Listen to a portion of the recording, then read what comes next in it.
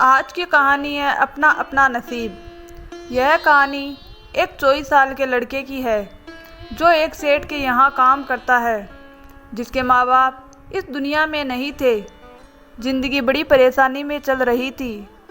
वह जाता था, रोज़ाना कमाता था और घर आता था, खाना बनाता, खाता और सो जाता था। एक दिन उसने देखा कि उसने 4 चपाती और सब्जी बनाई है। हाथ मुँह धो के वापस आया, तब तक 3 चपाती बची। दूसरे दिन भी यही हुआ। तीसरे दिन उसने ध्यान रखा और चूहे को पकड़ लिया। चूहा मोटा सा चपाती लेकर जा रहा था। चूहे को पकड़ा। चूहे ने कहा, भैया मेरी किस्मत का क्यों खा रहे हो? मेरी चपाती तो मुझे ले जाने दो।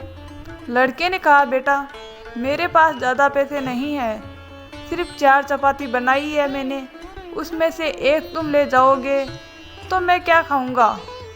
मेरी ज़िंदगी ने मुझे पहले ही बेहाल कर रखा है। चूहे ने कहा, तुम्हारे सारे सवालों का जवाब सिर्फ एक इंसान दे सकता है। लड़के ने कहा, कौन? तो चूहे ने कहा, गौतम बुद्ध।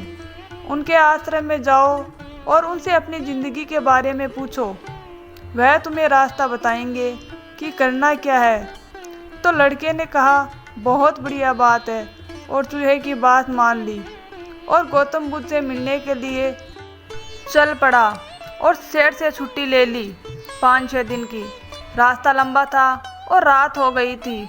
उस लड़के को कुछ दिखाई नहीं दे रहा था। थोड़ी दूर पर एक हवेली दिखाई दी। वहाँ गया, जाकर शरण मांगी तो हवेली की मालकिन ने पूछा कि बेटा कहाँ जा रहे हो?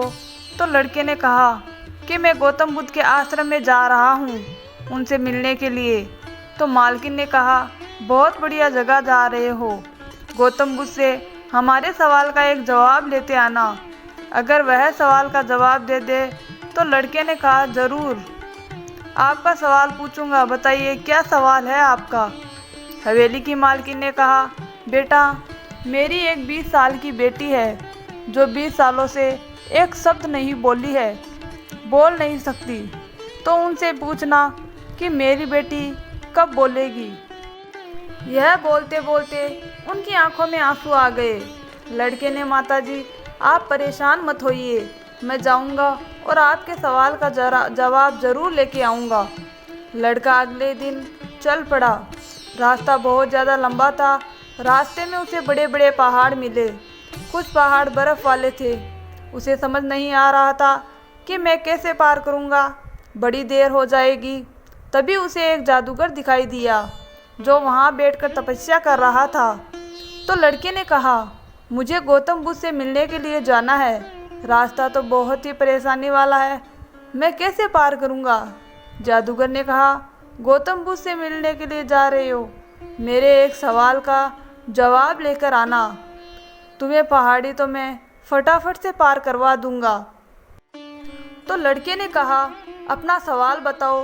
तो जादूगर ने कहा कि मैं 1000 सालों से यहीं पर तपस्या कर रहा हूँ स्वर्ग जाने के लिए।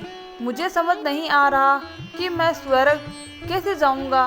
तो लड़के ने कहा, ठीक है, मैं आपके सवाल का जवाब लेकर आऊँगा। जादूगर ने छड़ी घुमाई और लड़के को पहाड़ पार करा दिया और मैदानी इलाका आ गया। वहाँ पर एक बड़ी सी नदी थी। उस लड़के के पास फिर से समस्या आ गई कि अब यदि नदी पार कैसे कर जाए। तभी उसे वहाँ पर एक बड़ा सा कछुआ दिखाई दिया। कछुए से मदद मांगी कि आपकी पीठ पर बिठाकर मुझे नदी पार करवा दीजिए। कछुए ने कहा, ठीक है। जब नदी पार कर रहे थे तो कछुए ने कहा, कहाँ जा रहे हो?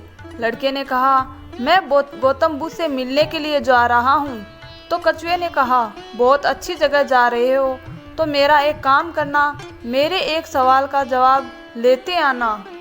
तो लड़के ने कहा, आपका भी सवाल बताइए। तो कछुए ने कहा, अपना सवाल बताया कि मैं 500 सालों से इसी नदी में हूँ और ड्रैगन बनने की कोशिश कर रहा हूँ। मैं ड्रैगन कब बनूँगा यह पूछकर आना। तो लड़के ने कहा, ठीक है। और अब लड़का पहुंचा आश्रम में। गौतम बुद्ध के पास प्रवचन चल रहे थे। प्रवचन खत्म हुआ। गौतम बुद्ध ने कहा, हर कोई मुझसे सवाल पूछ सकता है, लेकिन 3 सवालों के ही जवाब मिलेंगे। अब लड़के के सामने समस्या आ गई कि किसके सवालों का जवाब छोड़े और किसका सवाल पूछे। लड़के ने सोचा, शुरू किया। सबसे पहले हवेली की मालकिन नज़र आई ध्यान में, तो वह अपनी बेटी का इलाज करानी चाहती थी। उनकी बेटी बोल नहीं रही थी और इनकी आंखों में आंसू थे। उनका सवाल पूछना ज़रूरी है। दूसरी जो तस्वीर उनके नज़र में आई वो थी जादूगर की। जादूगर 1000 साल से वहाँ तपस्या कर रहा है, बर्फ़ के पहाड़ में। तीसरी तस्वीर नज़र आई कछुए की, जो पानी में 500 सालों से ड्रैगन बनना चाह रहा है। फिर लड़के को अपनी तस्वीर नज़र आई, जो सेठ के यहाँ एक लड़का नौकरी कर रहा है। लड़के ने सोचा कि मैं तो नौकरी कर ही रहा हूँ, खाना खा ही रहा हूँ, ठीक ही चल रहा है। थोड़ी और मेहनत करूँगा, कुछ बदलूँगा। उन तीनों के लोगों की ज़िंदगी में बदलाव लाना ज़रूरी है। उन तीनों के सवाल पूछना ज़रूरी है। लड़के ने गौतम बुद्ध से तीनों के सवाल पूछे। गौतम बुद्ध ने सबसे पहले हवेली की मालकिन का जवाब दिया। उन्होंने कहा कि जो हवेली की मालकिन की बेटी है, 20 साल की, उसकी जैसी शादी होगी वह लड़की बोलना शुरू कर देगी। दूसरे सवाल का जवाब देते हुए गौतम बुद्ध ने कहा, वह जो जादूगर है उससे कहना वह छड़ी छोड़ दे। जिस दिन उसने छड़ी छोड़ दी, उसको छड़ी त्याग कर दिया, उस दिन वह स्वर्ग चला जाएगा। तीसरा सवाल था कछुए का। गौतम बुद्ध ने कहा कि उस कछुए से कहना वह अपना कवच उतार दे। जिस दिन उसने कवच उतार दिया, उस दिन वह ड्रैगन बन जाएगा। लड़के ने प्रणाम किया और चल पड़ा वापस। रास्ते में कछुआ मिला और कछुए को कहा कि अपना कवच उतार दो। गौतम बुद्ध ने कहा, तुम ड्रैगन बन जाओगे।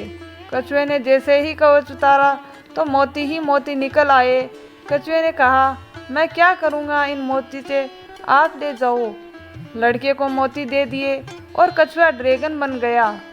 थोड़ा आगे चला तो जादूगर मिला, तो लड़के ने कहा जादूगर से कि आपको अपनी छड़ी छोड़नी पड़ेगी, तभी आप स्वर्ग जा पाओगे। जादूगर ने कहा, यह लो, छड़ी छोड़ दी। यह छड़ी तुम रख लो, मैं स्वर्ग चला जाऊंगा। जादूगर स्वर्ग चला गया। अब बारी आई तीसरे सवाल की। अब वह लड़का पहुंचा हवेली में, जहां हवेली की मालकिन ने भी सवाल भेजा था।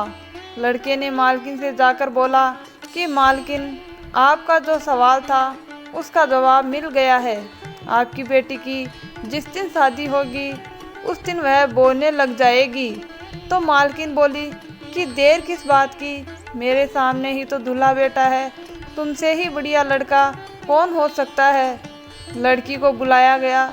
लड़के ने लड़की को देखा, लड़की ने लड़के को देखा। शादी कर दी गई और जैसे ही शादी हुई, लड़की पहली बार बोली कि आप तो वही हो जो उस दिन रात को हमारे घर आकर रुके थे। लड़की ने बोलना शुरू कर दिया। लड़के के पास में पैसा आ गया, क्योंकि मोती ही मोती आ गए, जादूगर की छड़ी आ गई, ताकत आ गई और शादी हो गई। लड़के की ज़िंदगी स्वेट हो गई। और ये सब इसलिए हुआ क्योंकि उसने अपने सवाल त्याग कर दिया था। वह छोटी सी कहानी लाइफ में हमें बहुत बड़ी सीख सिखाती है। अगर आप कुछ कमाल का करना चाहते हो तो आपको कुछ त्याग करना होगा। हमें अपनी ज़िंदगी में आलस्य का त्याग करना होगा। इसीलिए दोस्तों, हमें अपना नसीब बदलने के लिए हमें त्याग करना होगा। अगर हम त्याग करते हैं तभी हमारा नसीब बदल सकता है।